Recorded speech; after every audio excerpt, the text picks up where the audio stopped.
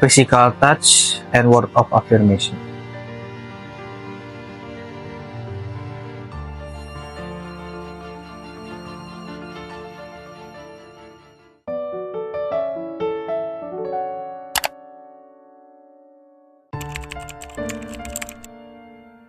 Gue tuh suka aneh ya sama perempuan ya. Di satu sisi gue kadang suka ngeliat perempuan tuh pengen yang namanya kesetaraan gender, mereka pengen dianggap setara dengan laki-laki, mereka pengen dianggap sebagai seseorang yang independen gitu ya.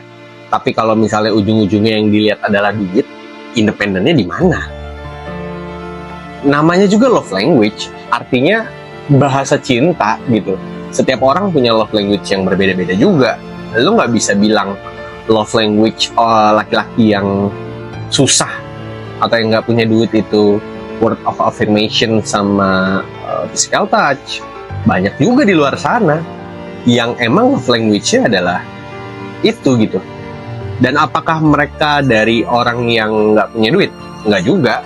Banyak yang emang kalau lu main ke daerah Jakarta Barat ya, lu bakalan lihat di sana laki-laki yang physical touch-nya sangat kuat, dan mungkin dia juga termasuk yang word of affirmation gitu.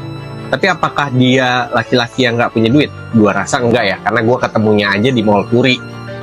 Atau kalau misalnya kita lihat juga di Jaksel itu kurang physical touch apa mereka gitu.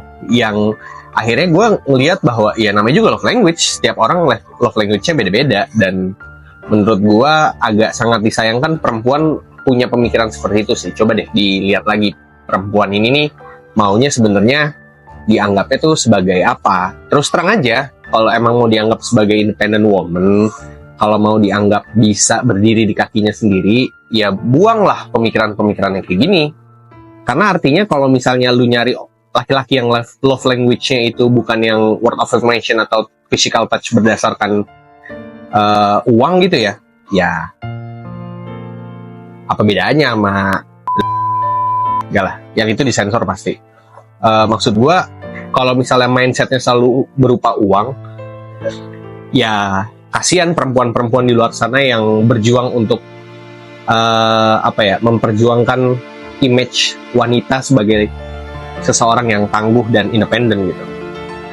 Tapi gue curiga ini cara perempuan untuk mentolerir kondisinya yang nggak mampu untuk dapet cowok yang punya duit gitu. Paham nggak maksudnya? Ya jadi selama ini lu belum dapat aja cowok yang punya duit gitu. Kalau cowok yang punya duit, lu misalnya lu sebagai cewek gitu, lu terpenuhi lah kebutuhan materinya gitu. Dia tiap bulan ngasih lu duit, apapun yang lu minta dibeliin sama dia. Tapi dia orangnya lack of act of service atau physical touch gitu. Lu juga pasti bakal akan nuntut itu kan. Jadi saat ini mungkin yang kenapa dia bilang begitu, karena mungkin dia punya cowok yang emang cuman bisa ngasih itu, dua hal itu, act of service sama physical touch doang, sementara uangnya enggak gitu. Kurang lebih kayak begitu. Love language laki-laki tanpa dana cuma bisa word of affirmation sama physical touch. Bro, maksud gue cewek tuh nggak bisa ya ngehargai pasangannya gitu. Mereka tuh kan buat ketemu pasangan mereka ya, mereka pasti ada effort yang dikeluarkan gitu. Entah mereka jalan ketemu pasangannya kan butuh bensin juga, itu kan juga termasuk effort ya. Maksud gua nggak bisa ya ngehargain pasangan lu gitu. Kalau lu ujung-ujungnya menjalin pasangan, ujung-ujungnya buat ngerendahin gitu, dengan dari awal dengan nggak usah menjalin hubungan gitu, lu jahat men. Jadi ini yang gue tangkap adalah dari konten ini, wanita itu mengharapkan sesuatu kan. Sebetulnya kan dalam menjalin hubungan, apalagi belum terikat sama pernikahan, kita ya ngejalanin hubungan sama-sama gitu loh. Nggak usah bergantungan sama laki-laki yang harus ngasih sesuatu terus-menerus ke cewek gitu loh.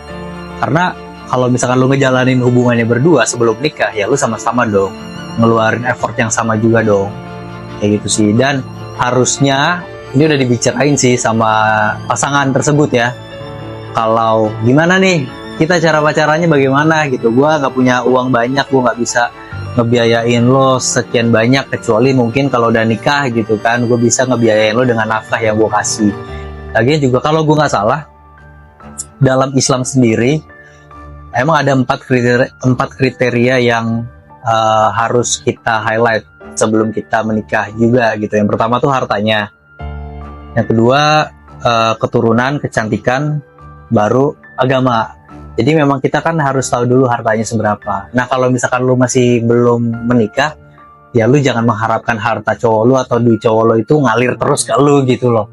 Terus juga kan masih sama-sama masih muda juga ya mungkin ya, masih sama-sama bisa bekerja lah gitu kan. Jadi menurut gue untuk lu mengharapkan sesuatu dari cowok itu ya untuk apa? Tapi gue takutnya dengan gue berstatement kayak gini, gue dibilang salah satu cowok pelit lagi. Sebetulnya nggak juga. Balik lagi ke orangnya sendiri tuh mau bagaimana cara dia menjalin hubungannya, mau seperti apa. Kayak gitu sih.